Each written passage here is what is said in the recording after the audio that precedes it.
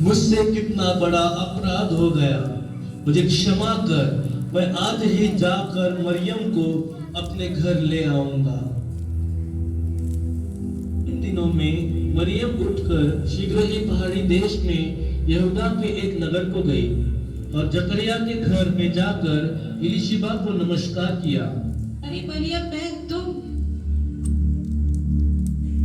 आओ आओ बैठे। तू स्त्रियों में धन्य है और तेरे पेट का फल धन्य है। यह अनुग्रह मुझे कहां से हुआ कि मेरे प्रभु की माता मेरे पास आई। देख, जो ही तेरे नमस्कार का शब्द मेरे कानों में पड़ा, त्यों ही बच्चा मेरे पेट में आनंद से उछल पड़ा। धन्य है वह जिसने विश्वास किया कि जो बातें प्रभु की ओर से उससे कही गई वे पूरी होगी। मेरा प्राण प्रभु की बड़ाई करता है और मेरी आत्मा मेरे उद्धार करने वाले परमेश्वर से आनंदित हुई, क्योंकि उसने अपनी दासी की दीनता पर दृष्टि की है। इसलिए देखो, अब से युग युग के लोग मुझे धन्य कहेंगे, क्योंकि उस शक्तिमान ने मेरे लिए बड़े बड़े काम किए हैं। उसका नाम पवित्र है और उसकी दया उन पर जो उससे डरते हैं पीढ़ी से पीढ़ी तक बनी रहती है। उसने अपना भुजबल दिखाया और जो अपने आप को बड़ा समझते थे उन्हें तितर बितर किया। उसने बलवानों को उनके सिंहासनों से गिरा दिया और दीनों को ऊंचा किया। उसने भूखों को अच्छी वस्तुओं से तृप्त किया और धनवानों को छूछे हाथ निकाल दिया। उसने अपने सेवक इज़राइल को संभाल लिया कि अपनी उस दया को स्मरण करे जो अब्राहम और उसके वंश पर सदा रहेगी, जैसा उसने हमारे बाप दादों से कहा था। उन दिनों में औगुस्तुस कैसर की ओर से यह आज्ञा निकली कि सारे जगत के लोगों के नाम लिखे जाएं। यह पहली नाम लिखाई उस समय हुई जब क्विरिनियुस सूरिया का हाकिम था। सुनो सुनो सुनो, कान खोल कर सुनो। सुनो सुनो सुनो, कान खोल कर सुनो। अगस्तुस कैसर की ओर से यह आज्ञा निकली है कि सारे जगत के लोग अपने अपने नगर को जाकर अपना अपना नाम लिखाए। सुनो सुनो सुनो, कान खोल कर सुनो। और सब लोग नाम लिखवाने के लिए अपने अपने नगर को गए।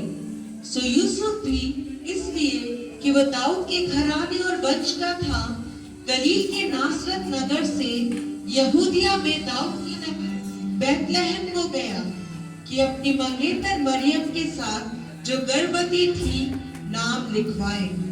आपका नाम? मैं हनन्या और ये मेरी पत्नी सफीरा।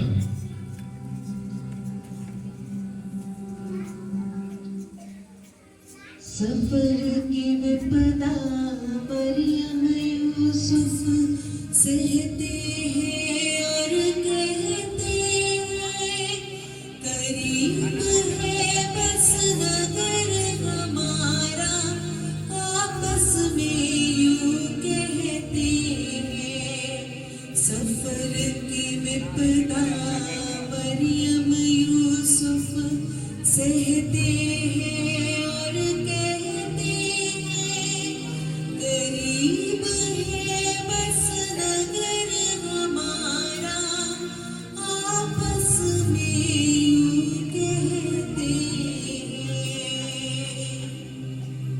आपका नाम? मैं यूसुफ और ये मेरी पत्नी मरियम। करीब है बस नगर हमारा, आपस में यूं कहते हैं। सफर की विपदा मरियम यूसुफ। और फिर मरियम और यूसुफ सराय में जगह ढूंढने के लिए जाते हैं। कहिए भाई, क्या काम है? मैं यूसुफ और ये मेरी पत्नी मरियम, हम बहुत दूर से आए हैं और मेरी पत्नी गर्भवती है। क्या हमें रहने के लिए आपके सराय में थोड़ी जगह मिल सकती है? नहीं भाई, माफ कीजिए, हमारे सराय में तो कोई भी जगह खाली नहीं है। आप कहीं और जाएं। सफर की विपदा मरियम यूसुफ सहते हैं और कहते हैं, करीब है बस नगर हमारा, आपस में यूं कहते हैं। कहिए भाई, क्या काम है?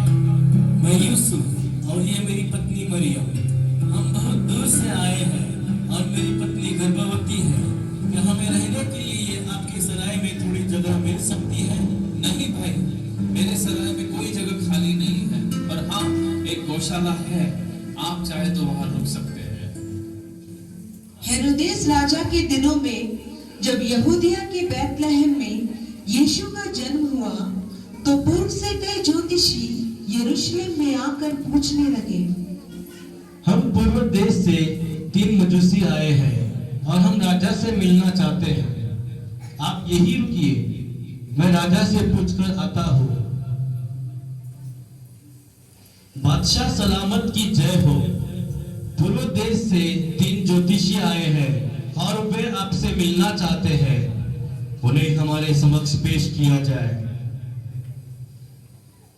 आप अंदर जा सकते हैं।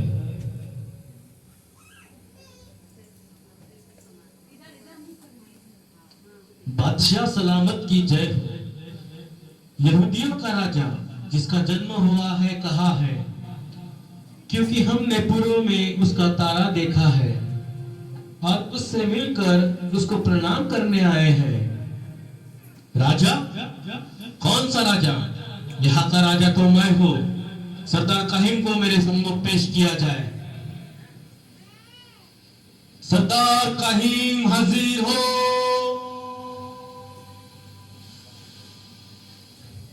बादशाह सलामत की जय हो। मसीह का जन्म कहाँ होना चाहिए? मैं अभी शास्त्रों में से ढूंढ कर बताता हूँ।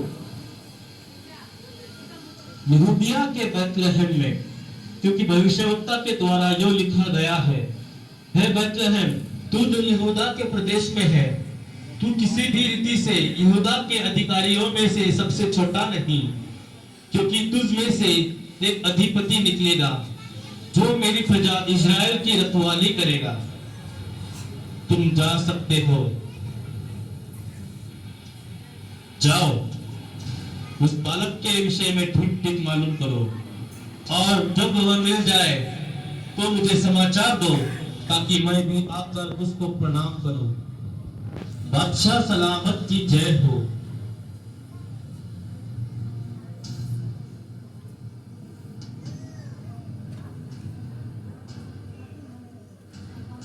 राजा? कौन सा राजा? कैसा राजा? यहाँ का राजा तो मैं हूँ। मेरे सिवा और कोई राजा हो ही नहीं सकता। मैं उस बालक को मरवा डालूंगा। उस पेड़ को जड़ पकड़ने से